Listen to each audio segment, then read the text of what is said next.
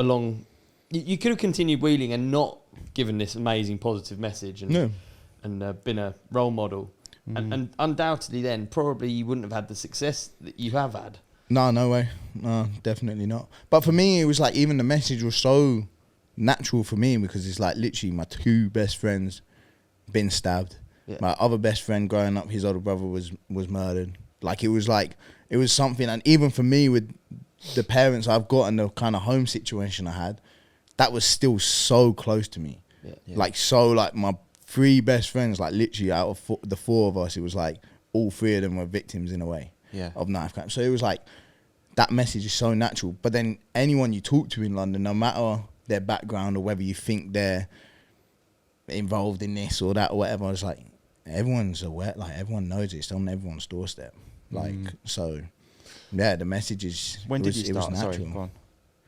Well, I get the message. What's the problem? How do you, like, obviously you're just spreading a positive message, and like, is there like a way?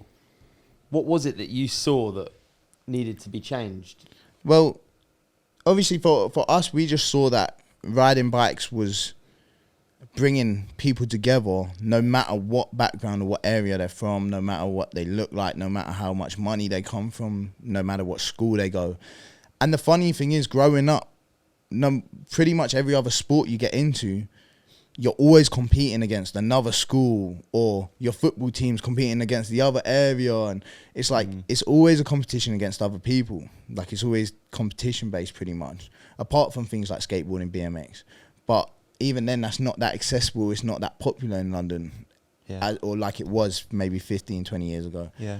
So I think the bikes just, mate, I was going, you think I'd ever gone and just chilled in South London, like without a bike? No, but I'd ride in there, chilling with my mates. We'd ride around, and then I think we just saw how it was literally bringing all these different types of characters together. Yeah.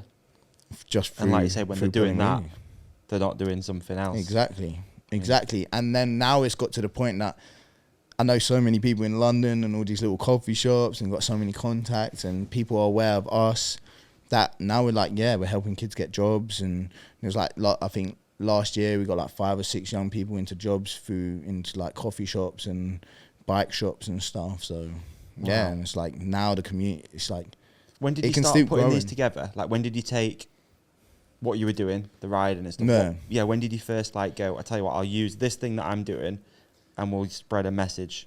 I think it was when me and Mac set up Bikestormz. Right. I think that was like before that, obviously we knew, but within us we knew how positive it was, but we never thought or figured out a way to spread the message, I guess, or whatnot. But then Bikestormz, once we set that up, Bikes Up Knives Down was the message from that moment onwards, and that stuck with those rideouts, and we've had it on the t-shirts every year and whatnot. So that's kind of really those moments. And we have riders and we've lost riders over the years, so then that day now becomes a day where the whole scene takes a minute or two silence at the start. Like it's super respectful, and a big thing that. So how big was the first Bikestormz?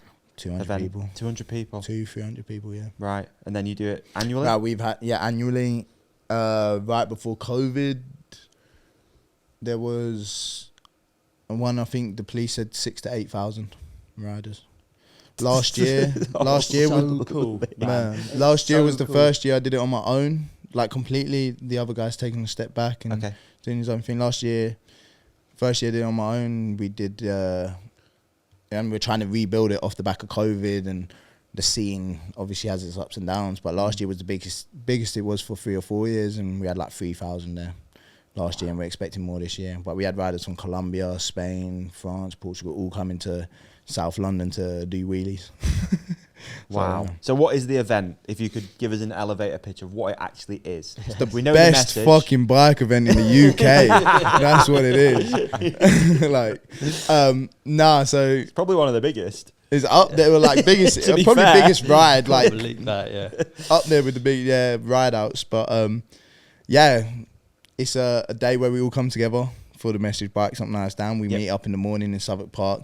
We have music. We had the Red Bull truck there last year with the pull-up bars, which were made out of melted knives that were confiscated from the streets and stuff. No way. Yeah. So we had that there with Red Bull. We had music. We have local food people. We have lots of stuff to give away in the morning. Yeah. We've got a few bike shops doing free repairs for everyone. I'm trying to get a barber there this year to give people trims. So it's just like a little kind of festival vibe. And then we there for a couple hours, and then we ride out around the city, take over the streets, like completely take over the streets. Like, and is it more of like a thing now? It's probably a silly question, but like where the police are stopping traffic. Yeah, they're blocking junctions for us. There you go. Right. Yeah. So it's not just you just go for it. No, like it's organised. Shout out to Lee, but Lee is Lee. he works in the Met. Top geezer, like top geezer. Like literally, I was on the phone to him yesterday. Like we chat and stuff. He's super cool. Like big, like if it wasn't for him, it would be very difficult to pull off Bikestormz. Really? Because he's helping with the conversations with the council, and then also he's dealing with the police. So I'll work with him, and we'll work out how many police we want on the ride, because we don't want the police to take away from the ride. Yeah. We want the ride to still feel organic, still feel like the young people have control and power and whatnot in the city for that day, and to really make a statement. So we work with him, and we'll have like 6 to 8 police in the pack, and that's more to protect the riders from maybe angry car drivers who are stuck in traffic waiting for us to go past. How crazy is it? It's Or, full circle. It's like, and now they're helping us and coming out on bikes with us, and they're well up for it, man. Wow. So it's crazy. And I guess also obviously for them the net positive is that you're changing the perception of the police. Yeah. So that's obviously a massive bonus as well to the whole thing, isn't it? Yeah, and it shows that the police are there for it, and they can interact with these kids, and all the kids know Lee, and that he's the man. And yeah, and obviously the relationship between young people and the police in London is a very rocky relationship. So yeah, like big up Lee, he's the man for sure. Like, that's cool, man. Yeah. So you've got an event coming up? Yeah, 17th of August. You guys make sure you're there. Yeah, we'll be there. I'm keen. You should come down and set up like a little marquee with microphones and get like 1-minute interviews with the kids and stuff. You'll get the funniest thing. It'll be so jokes or something like that. Yeah. So this is the next one is 17th August. 17th of August. And what I do, like anyone that comes down or anyone that's kind of got their own thing going on, it's like, yeah, we just want them to do something fun. Like I was talking to Instagram, I want them to come down with a marquee and teach kids tips about Instagram, because they're like calling me and telling me all that stuff, but I'm like, I don't really need it. Yeah. These guys do though, so pop down. So yeah, we're trying to get people to come and provide 500 or 1,000 free meals. And the bike shop, like with WTB last year, we did a toss the tyre competition. So we stuck forks in the ground, you toss a fixed slick over the forks, you keep the tyre. So like, it's just fun. So yeah, you guys should definitely come down if you want to do something. Keen, mate. More than welcome. Absolutely. Yeah, let's try and get some of the companionship down. Yeah, we could do it. We could, eh? That'd be sick. It'd be sick. It'd be laugh. Yeah, do a ride out. Well, it is a ride out. Get on it. We'll do our own.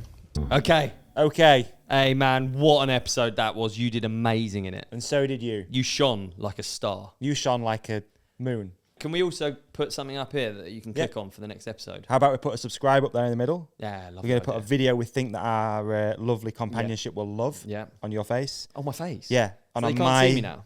Gone. And on my face, another video that we think people will love. And thank you for watching. Thank you for listening. Please hit like and subscribe. You guys are the best. Peace and love.